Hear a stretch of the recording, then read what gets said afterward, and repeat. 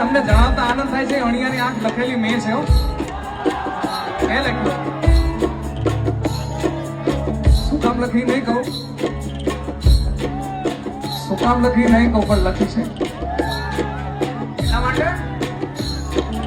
અણિયાની આંખ યાદ આવતી જી રે